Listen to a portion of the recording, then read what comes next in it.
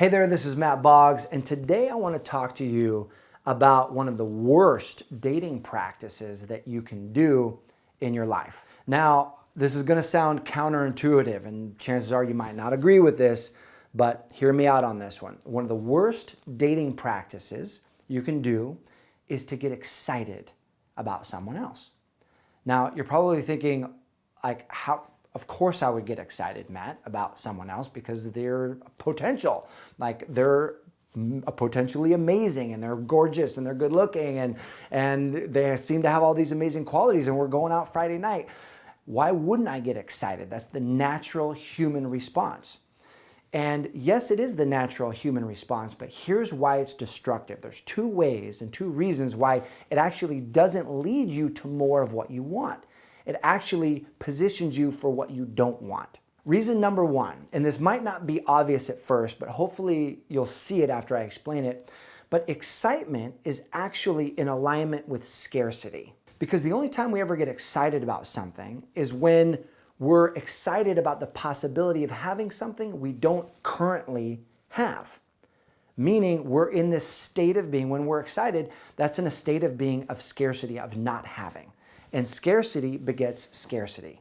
Abundance begets abundance, right? When you're in this excited state, you're actually in a not having state. And chances are you've been on dates with people who are super excited to be on a date with you. And they're like, oh my God, this is the best date I've had in like 5 months, or the only date I've had in 5 months. And they're really excited. Naturally, that hits you as like, well, why are you so excited about this? Like, do you not have other options? Do you not have, and we start to sense this scarcity. Right? And human beings, we follow suit. If nobody else is interested in this person, then what's wrong with them? Maybe we shouldn't be interested in them either. The second reason that this leads to what you don't want is that anything that gets excited gets to a peak state, right? Well, what always follows a peak? A valley, a low point, right? So when you get to a peak state, it always follows with a valley or a low point, and that's where you get into the dating dumps, right? That's where you get into the love lows, and it can feel like you get super excited for a date, it doesn't go well, you slam down, you pick yourself up, you dust yourself off, you're like, I'm gonna be resilient, you go out again, you get super excited about the potential of this, and then it doesn't work out, and you slam down again, you wasted your time, and after you get slammed down consistently, the human response is to say, screw this. Like, this isn't any fun. I don't want to do this. I'm done with this. And maybe you've experienced that as well. I'll give you a quick story of when this happened to me. And I'm a little embarrassed to start the story this way, but I was at Chili's with some friends. And we're sitting there on this Friday night. And I look across the restaurant, and there I see this gorgeous woman. We're in our early 20s, and she's having dinner with two older women. I assume like her mom and her aunt. And so I'm talking to my buddies, and I'm like, should I go and talk to her? And imagine, this is super awkward. We're at Chili's, it's bright in there, and I'm gonna make a cold approach to a table with this woman and her mom and potentially her aunt, I'm assuming. And so they're pumping me up. They're saying, yeah, Matt, we wanna watch you go and do this. So I'm like, fine.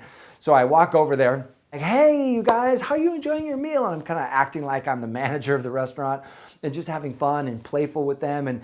And luckily, they were open to me and bantering with me and having fun. And turns out it was this woman's mom and her aunt. And so I said, you know what? This is a little bit awkward, but I could not let this moment escape me without taking the opportunity to say to you, and turning to the woman, that you are beautiful. And I would love to take you out on a date. And would you, if your mom and aunt agree that it's okay, would you be willing to say yes? And I look to the mom and the aunt, and they look at each other, and they're laughing, and they're like, yeah, okay, it's great. And so she says, okay. And so she gives me her number, and we set up a date for the next weekend. And so all week I'm planning. I tell her when I'm picking her up, and I'm going to take her to someplace special. And so I'm planning what we're going to do. And I'm calling my friends, saying, hey, where should I take this girl? And so one of my buddies gives us the best restaurant on 23rd Street in downtown Portland. And so I'm imagining all week what it's going to be like with this girl. And I'm super excited about it. My excitement level is through the roof. and I'm looking at like what's coming up for me, and I start not just planning our first date, but I start planning our second date. I start planning our third date, right? I see a U of O football game coming up. I'm like, oh my God, I could take her to a U of O football game. And then I see this concert coming up with all these R&B bands gonna come and play at this concert. I'm like, I could take her to this concert. And I'm imagining her by my side, like looking sexy at this concert. And then I start thinking, oh my gosh, I have a vacation coming up in 6 months to Cabo San Lucas.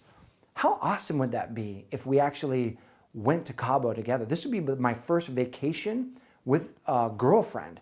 Like that would be awesome. And I'm imagining us laying on the beach. And I look over and she's in her sexy bikini and we've got some Miami Vice blended drinks in our hands, the green ocean water. I'm like going through all of this, right? I'm futurizing about the potential of what this amazing relationship could be.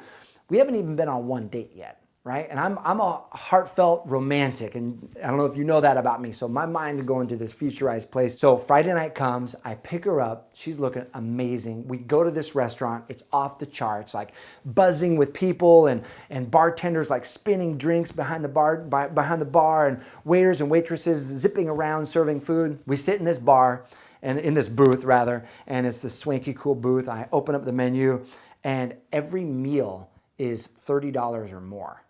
And I gulp like, oh my God, like I was not expecting this. My buddy totally sent me to the most expensive restaurant in Portland.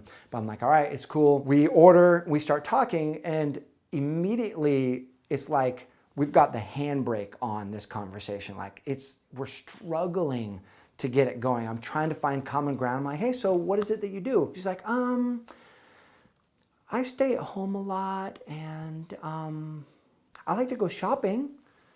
And I'm going, oh man, like this is not good. This is not good. I'm like, well, I'm fishing for things at this point for us to be connected on. I'm like, oh, well, do you like any sports like football?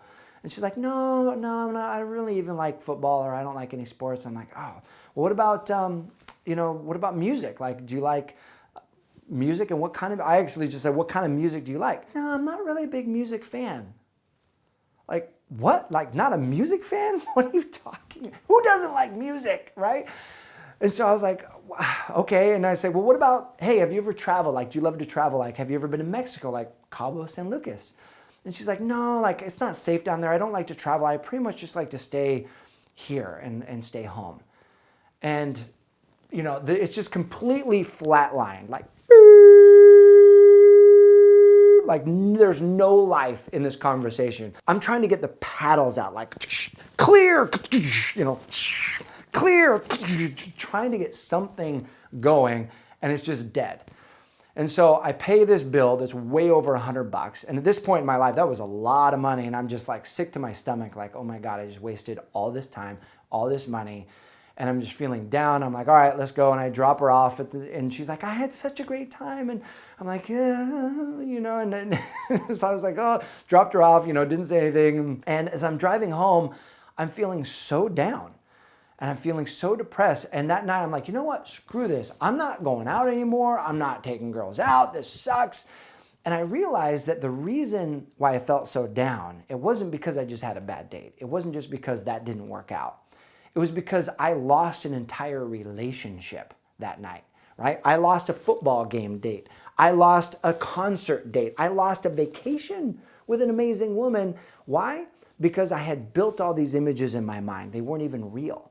And frankly, I wasn't in that present to what was happening because I had created this future version of what could be, and I wasn't really present to what was. So that's a perfect example of how we do it to ourselves. We actually create our own peaks and our own valleys when we could actually create a much more consistent experience and an experience that's harmonious with abundance and this harmonious with love.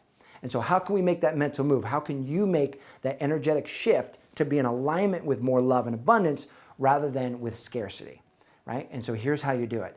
Instead of getting excited about an opportunity, right? You can have positive expectation, but shift the feeling to a feeling of gratitude.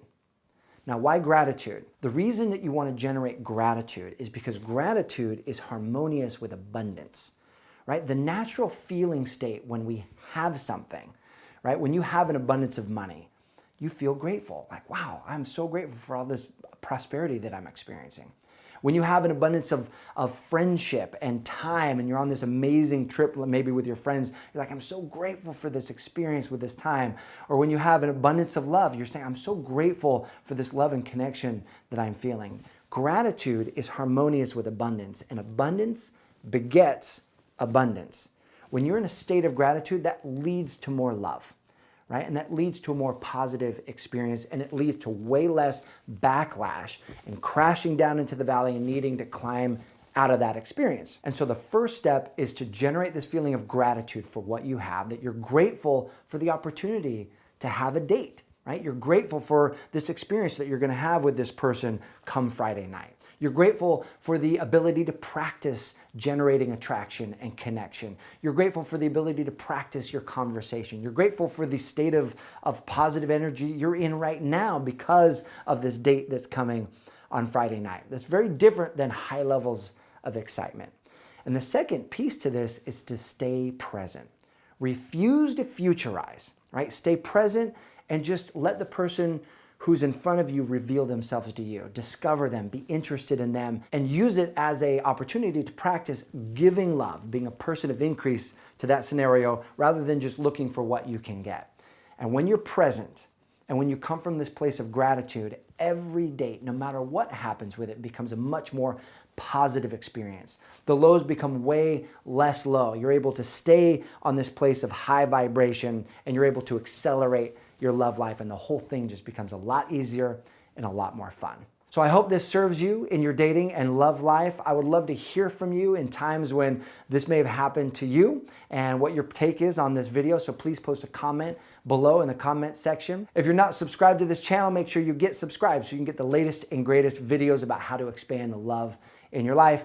And as always, there's a link in the description for resources that can help you attract your man and take your love to a whole new level. Thanks so much for watching. I'll see you soon.